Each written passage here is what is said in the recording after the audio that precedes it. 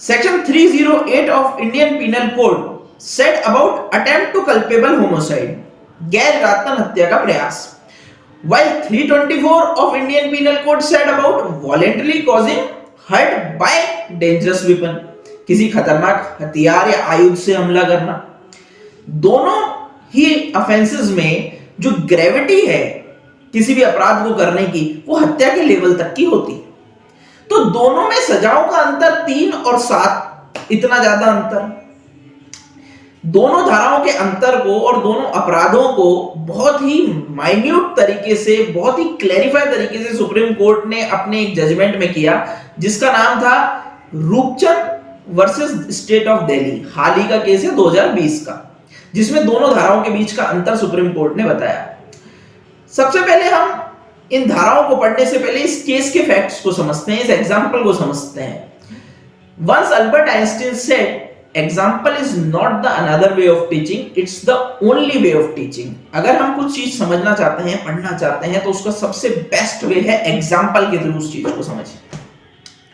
रूपचंद के केस में क्या होता है, रूपचंद जी की कंप्लेनेंट से लड़ाई होती है 100 रुपए को लेकर।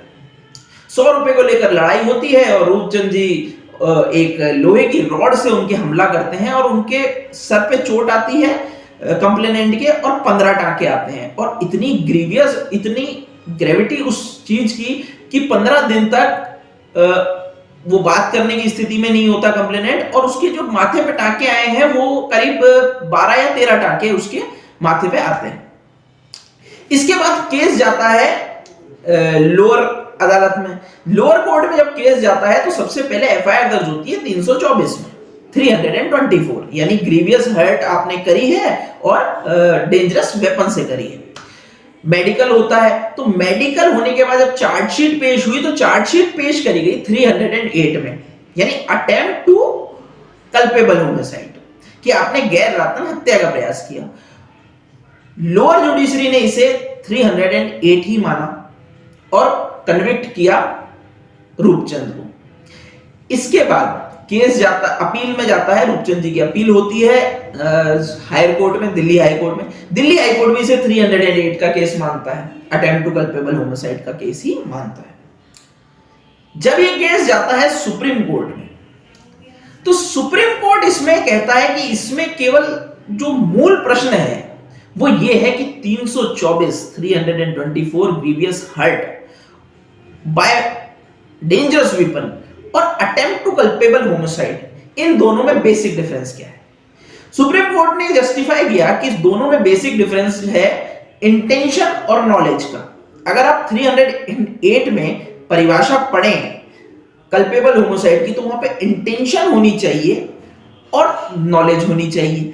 इंटेंशन और नॉलेज किस चीज की? इस चीज की कि मेरे द्वारा किए गए हमले से वो व्यक्ति मर सकता है। अब दो वर्ड्स हैं 324 में, जो वर्ड यूज किया गया है वो है लाइकली टू कॉज डेथ, जबकि 308 में जो वर्ड यूज किया गया है वो किया गया है कॉज डेथ।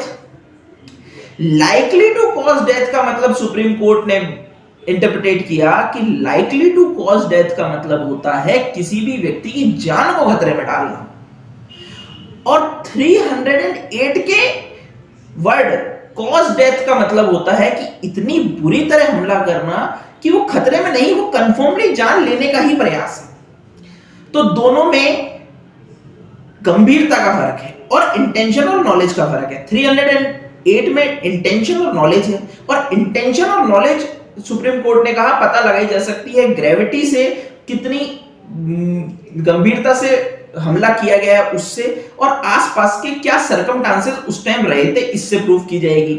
और जबकि लाइकली टू कॉज डेथ और कॉज डेथ, इसका जो डिफरेंस है वो सुप्रीम कोर्ट ने कैसे इस केस में फाइंड आउट किया, अब वो देखिए। सुप्रीम कोर्ट ने जो कंप्लेनेंट था उसके बयान को रिकॉर्ड पे लिया। बयानों में लिखा था कि मेरे पे एक बार हमला किया गया, यानी रूपचंद ने जो लोहे की रॉड से हमला किया था वो एक बार हमला किया था। सुप्रीम कोर्ट ने इसी चीज को मेंशन करते हुए कि हमला केवल एक बार हुआ है, इसका मतलब उसकी इंटेंशन और जो थी वो इंटेंशन उसको बिल्कुल डेथ की इंटेंशन नहीं थी, और इस हमले से उसकी लाइफ खतरे में आ गई, पर हमला ऐसा नहीं था कि वो कंफर्म मर जाए। That is likely to cause death, it is not cause death, it is likely to cause death. इसलिए सुप्रीम कोर्ट ने 308 को बदलकर 324 किया और सजा मिली voluntary causing hurt by dangerous weapon 324 के सेक्शन में, और 308 जिसमें 7 साल की सजा है वो हटा दिया।